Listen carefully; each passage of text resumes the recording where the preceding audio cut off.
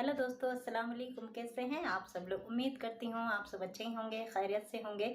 दोस्तों, इबादत एक ऐसी चीज़ अल्लाह ताला ने हम पर फ़र्ज़ की है जो कि हमें सिर्फ़ अल्लाह ताला के लिए ही करनी होती है। इसमें नमाज भी एक ऐसी चीज़ आती है जो कि अल्लाह ताला की इबादत में ही पढ़ी जाती है। लेकिन आज की इस वीडियो का टाइटल देखकर जितना मुझे हैरत हुई है उतना ही आपको भी हुई होगी।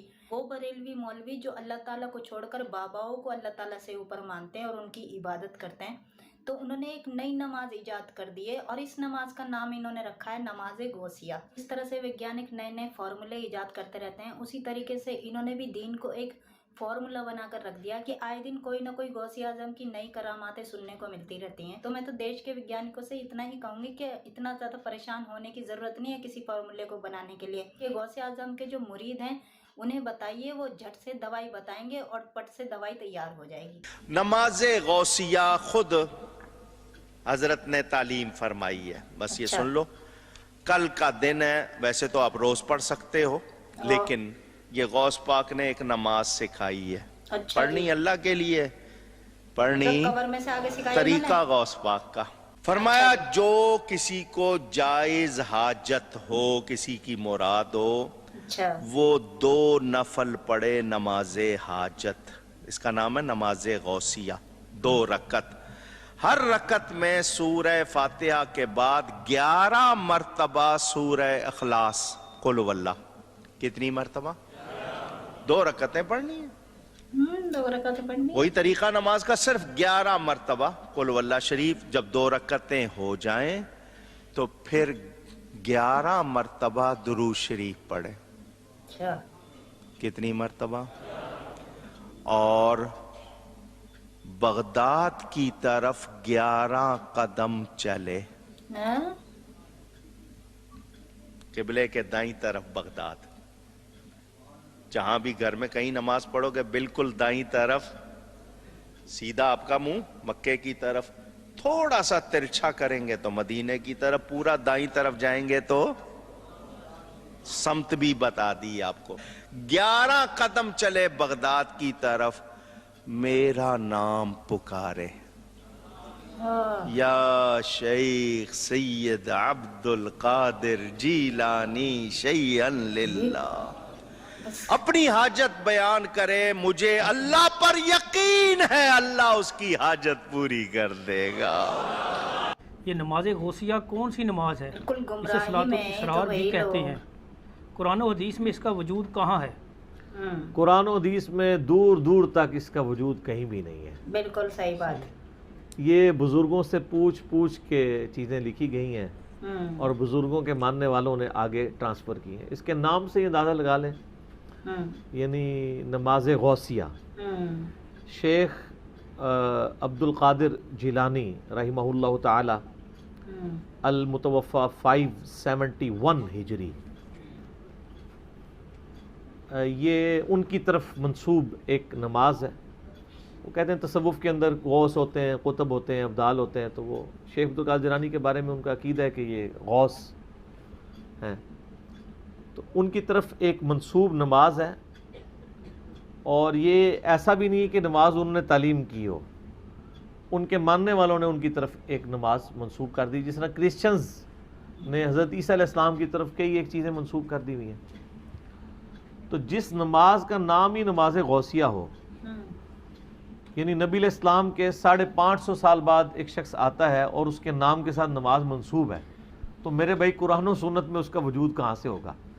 उसकी पैदाइश से भी 500 साल पहले कुरान और सुन्नत कंक्लूड हो के अल यौमा अकमलतु लकुम दीनकुम व अतममतु अलैकुम निअमती व रदीतु लकुमुल इस्लाम दीना। आज के दिन हमने तुम्हारा दीन तुम्हारे लिए मुकम्मल कर दिया, अपनी नेमत तुम पर तमाम की और इस्लाम को एज ए रिलीजन तुम्हारे लिए पसंद किया। वो तो कंक्लूड हो चुका हुआ था। तो ज़ाहिर है कि नमाज सिद्दीकिया, नमाज फ़ारूकिया, नमाज उस्मानिया और नमाज अलविया भी कोई नहीं है, तो नमाज गौसिया का तो फिर कोई वजूद ही नहीं है। ठीक है, जो बंदा ही 500 साल बाद आ रहा है उसके साथ चीज़ें मंसूब की हैं। ये वही किताब है बहजतुल इसरार, एक किताब है।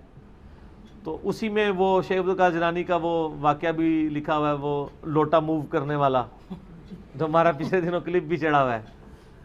तो इतने मज़े का खेज़ हैं कि फिर हम उस तरफ चल पड़ेंगे। اور کافی ایک عجیب و غریب واقعات لکھے ہوئے ہیں. یہ وہی کتاب ہے، اسی سے یہ صلاۃ الاسرار، بڑی یعنی رازوں والی نماز، صلاۃ الغوثیہ بھی کہتے ہیں. یہ شاہ عبداللہ محدث دہلوی صاحب بھی یہ نماز بیان کرتے رہے ہیں. میں اس نماز کا طریقہ آپ کو بتاتا ہوں، صرف چونکہ آپ لوگوں نے پوچھ لیا تو آپ اندازہ کریں کہ یہ نماز نہیں ہے، یہ تو شیطنت ہے. یہ نماز غوثیہ نہیں ہے، یہ نماز شیطانیہ ہے. یعنی شیطان نے ان کو تعلیم کی ہے کہ جس میں آپ غیر اللہ کو دخل دے دیتے ہیں. یہ ہمارا جو سچ پیپر ہے نا، دعا صرف اللہ ہی سے، سچ پیپر نمبر 3، اس میں نماز غوثیہ کا سنت طریقہ لکھا ہوا ہے. کہتے ہیں نا 11ویں شریف دینے کا سنت طریقہ. 11ویں شریف خود ہی بیچاری باہر ہے سنت سے، تو طریقہ کہاں سے سنت ہونا ہے؟ ٹھیک ہے نا. وہ پھر لکھا ہوتا ہے مزارات پہ حاضری کا سنت طریقہ.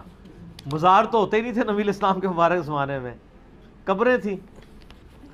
تو یہ بھی ہے جناب نماز غوثیہ کا سنت طریقہ، انورٹڈ کاماز میں سنیں. اس کے پیج نمبر 4 پہ میں نے نقل کیا ہے. یہ فضائل سنت میں بھی لکھا ہوا ہے الیاس قادری صاحب نے، اور بہار شریعت میں احمد بریلوی صاحب کے جو خلیفہ خاص ہیں مفتی امجد علی صاحب، بہار شریعت فقہ حنفی کی انسائکلوپیڈیا، اس میں نماز غوثیہ کا طریقہ نفلی نمازوں میں لکھا ہوا ہے. وہ کہتے ہیں جس طرح صلاۃ الحاجات، صلاۃ التسبیح، یہ سنت نمازیں ہیں. تہجد کی نماز، اشراق کی نماز، چاش کی نماز، اس میں انہوں نے ساتھ یہ بھی لکھی ہے بزرگوں کی نماز بھی، اور اس کا طریقہ لکھا ہوا ہے. دیکھتے ہیں کہ حاجت پوری ہونے کے لیے صلاۃ الاسرار بھی نہایت ہی مؤثر ہے.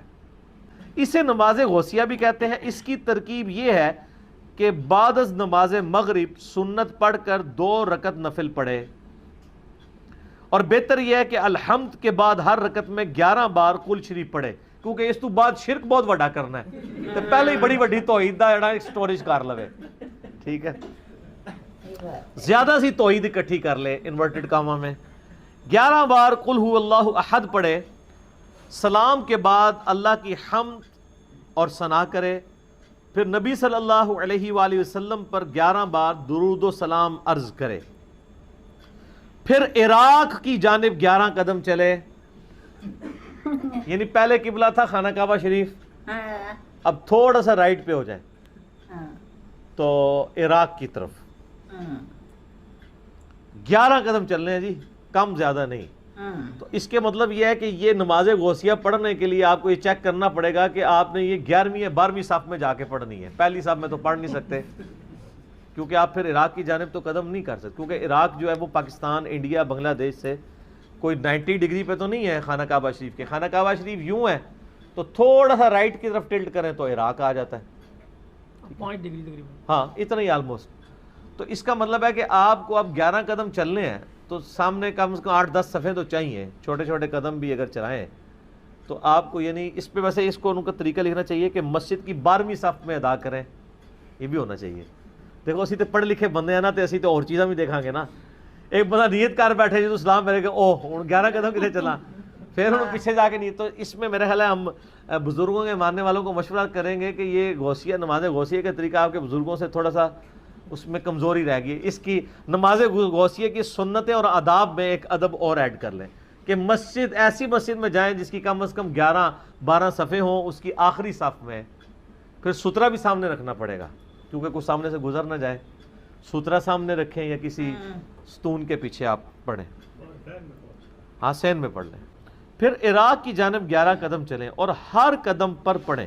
نعوذ باللہ. اب پڑھنا کیا آپ، یعنی یہ شرکی الفاظ دیکھیں. وہ کہتے ہیں 11 قدم چلیں اور ہر قدم پر کہے یا غوث الثقلین، اے جنوں اور انسانوں کے فریاد رس، وا یا کریم الطرفین، اور اے ماں اور باپ دونوں کی طرف سے عالی شان والے، یعنی حسن و حسینی تھے نا حضرت شیخ عبدالقادر جیلانی. اغثنی، میری مدد کیجئے، میری فریاد رسی کیجئے. ومددنی، اور میری مدد فرمائیے. فی قضاء حاجتی، اس حاجت کے پورا ہونے میں. یا قاضی الحاجات، اے حاجتوں کے پورا کرنے والے. लअनत अल्लाहि अलल काज़िबीन वला हौला वला कुव्वता इल्ला बिल्लाहिल अलिय्यिल अज़ीम।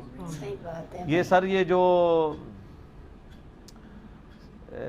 सिलसिला नक्शबंदिया के अंदर जो ख़त्म पढ़े जाते हैं ना, और सिलसिला कादरिया के अंदर जो ख़त्म पढ़े जाते हैं, उनमें वो जो अल्लाह ताला के लिए लफ्ज़ इस्तेमाल करते हैं वो या क़ादी अल हाजात, इनको ये समझ नहीं आती। एक जगह अल्लाह के लिए इस्तेमाल करते हैं, दूसरी जगह वही अल्फाज शेख अब्दुल कादिर जिलानी के लिए, जो फौत होके जा चुके हैं, उनको पता भी नहीं है। तो कहते हैं ये आप करें तो वो आपकी मदद को पहुंचेंगे, और इस तरह की ये बातें लिखी हुई हैं।